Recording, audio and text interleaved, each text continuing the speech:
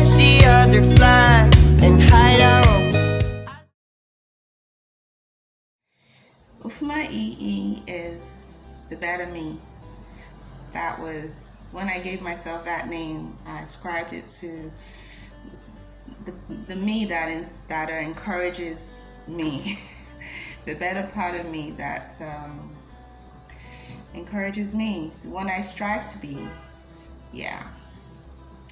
But Ufuomaee is now an author, a blogger, a website designer, a book editor, an all-round tech person, but also a writer.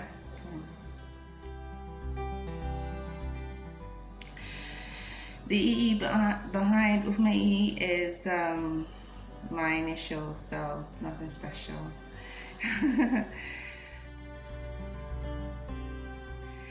I was born in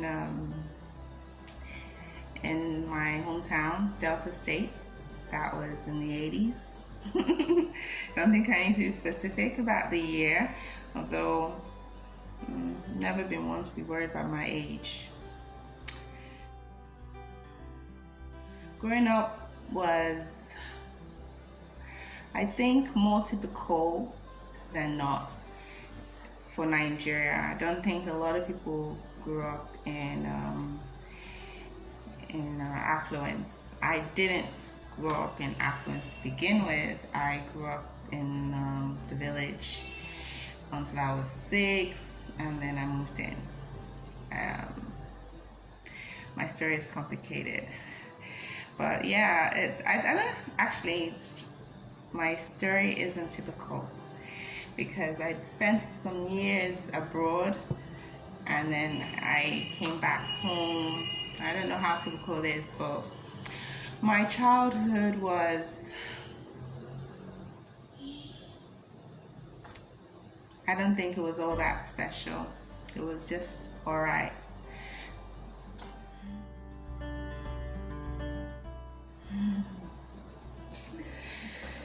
I started writing when I was little, short stories, poems.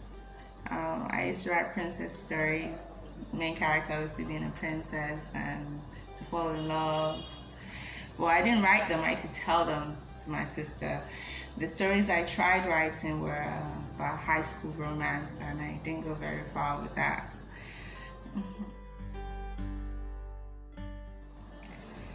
Writing, well, my writing is full-time, sort of. Well, I've been merging it with my charity work and my business for editing and designing websites for people. So, but yeah, Ufuomaee Business Solutions, Ufuomaee as an author is my full-time gig. I'm not working for anybody else in a paid capacity. My writing process. I need inspiration first. I first get the idea, and then when I get the idea, I usually get the title for the story I want to write. Then I save it on WordPress, and then I begin writing the story on WordPress, like on my blog, saving the drafts, and then when I've completed the story, then I transfer it onto Word, and it's on Word that I edit the story and prepare it for an ebook. And usually when I'm writing, I need to have a quiet environment, peaceful environment, so my brain can think. I'm not one of those who likes writing with music blaring. I tend to imagine a scene first, and when the words start flowing, when I'm creating the scene and I start writing, it just continues to flow until it stops. It's only when it's like really challenging, I'm writing about something I'm not really familiar with, I've never experienced or watched and got an idea about, that I'll now need to do some research so that I know what I'm writing about. I had to do a lot of research writing my series, the third book to my series, A Small World, because I was talking about cancer and some other stuff, so I needed to know what I was talking about.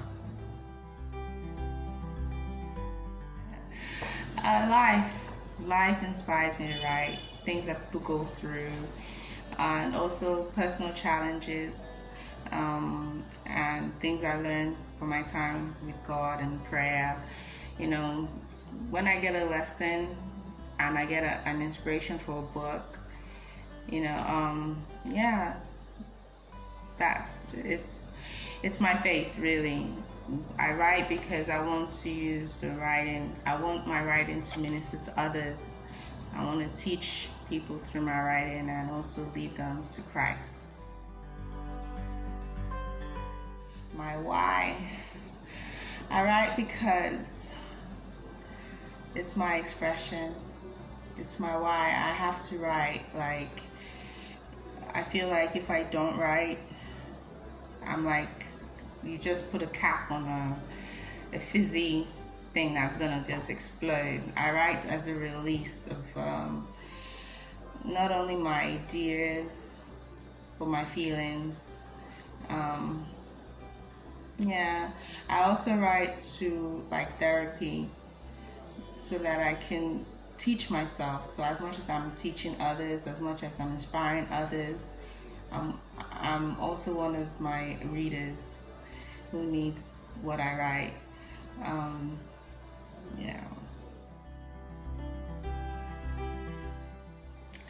I'm self-published, so I publish my books myself on many platforms.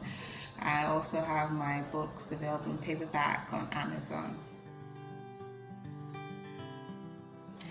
Yes, you should be expecting the second part to The Naive Wife, which is Rachel's diary. Soon. I'm working on it. It's not there yet. And by God's grace, season 4 of A Small World. If possible this year, but I'm not making any promises. My greatest influence generally is Jesus Christ. Yeah, that's it. Yeah, that's it. And when it comes to writing, it was my greatest influence. Still, Jesus Christ is my greatest influence. The Bible and teachings of Jesus has been my inspiration for writing.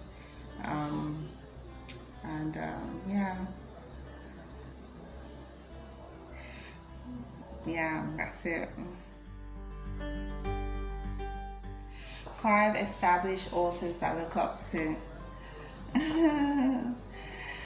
Oh wow, I honestly wish I could say that, but no, I don't really have authors for mentors.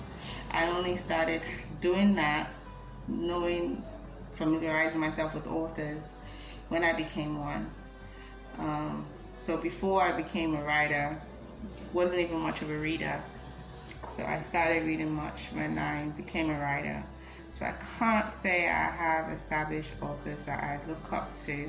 Right now, I'm proud of what Ufuomaee is doing with her books. She just keeps bringing them out, and she's focused. She writes for God too, Christian fiction, and I'm proud of what she's doing.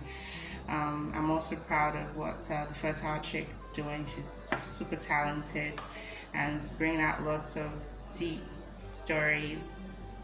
I am also impressed by Ufuomaee, who wrote Children of Blood and Bone and did the sequel. I've got the sequel, I'm yet to read it. Hope to read it soon. Who else can I say that is impressive to me? Abimbola Dare. I've read quite a lot of what she's done, and she's impressive too. Up-and-coming writers, I'm feeling their vibes. Up-and-coming writers.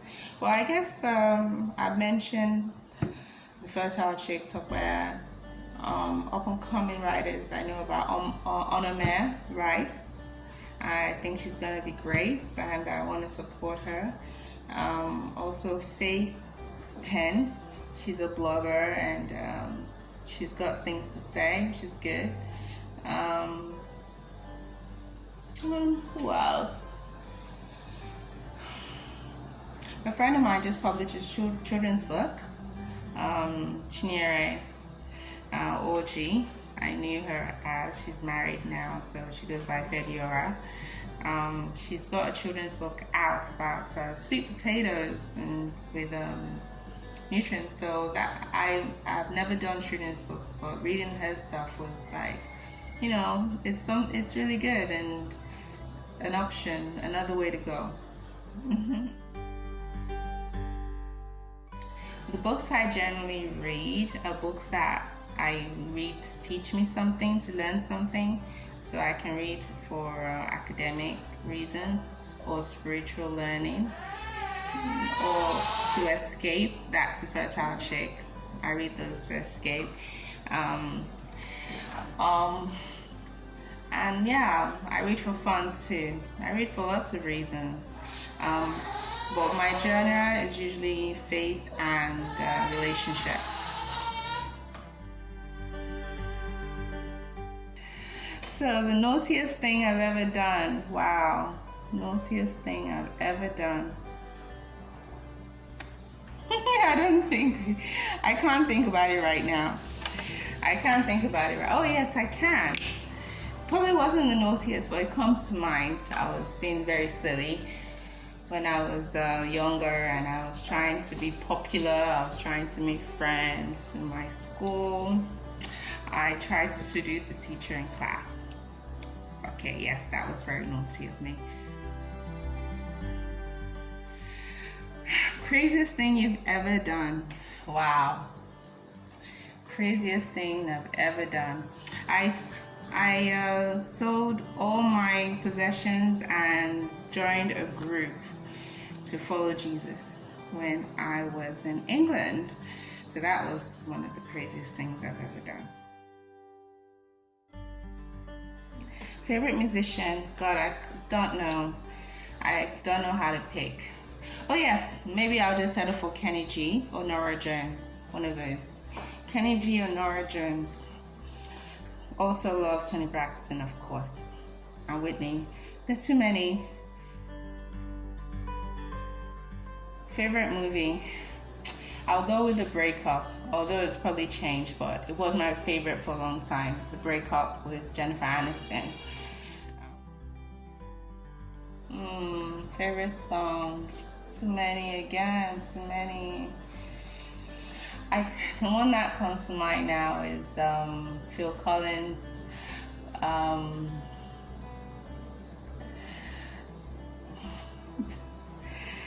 feel like singing it, but because I can't remember the title. We never talked about it, but I hear the blame is mine. I'll call you up to say I'm sorry, but I wouldn't want to waste your time. Trying to get the name. 'Cause I love you, but I can't take anymore.